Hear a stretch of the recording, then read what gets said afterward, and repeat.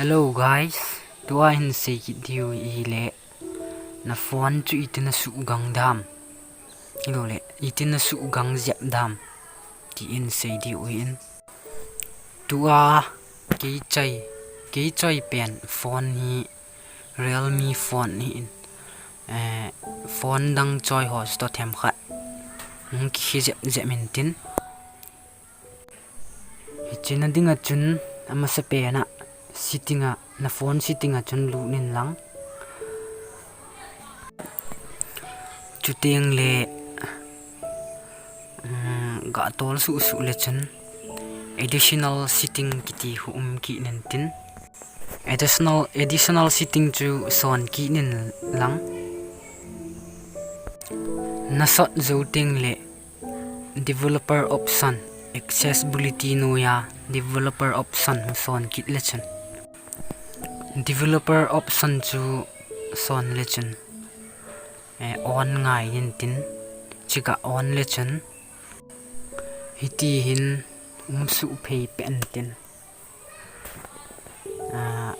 window animation scale transition animation scale animator duration scale ti on su ke ding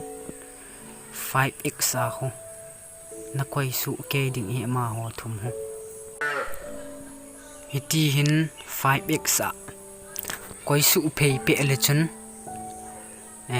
cha ku na he them khat na phone chung gang je men tin hi le ti la sa nga chu nom zep di he izem ti a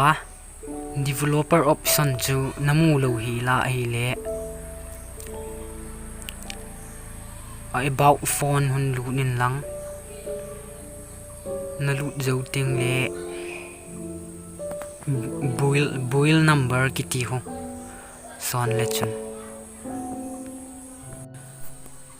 ichilaya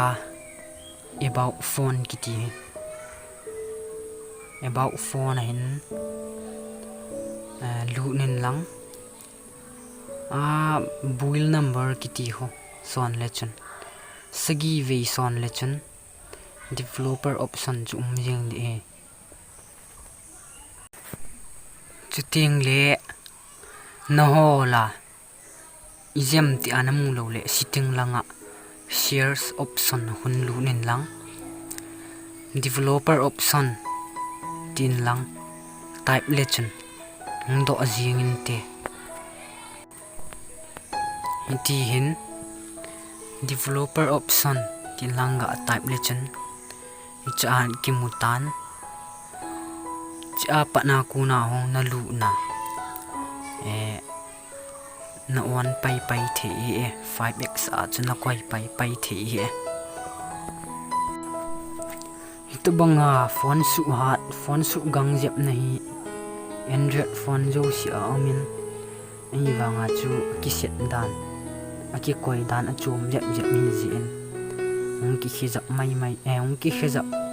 thim mai the ka video chu pha na sa useful na sa hi le like comment nei le bol pin lang ka channel subscribe lo lai nei le nei na subscribe pin lang bell icon hong chu la nei na koi pin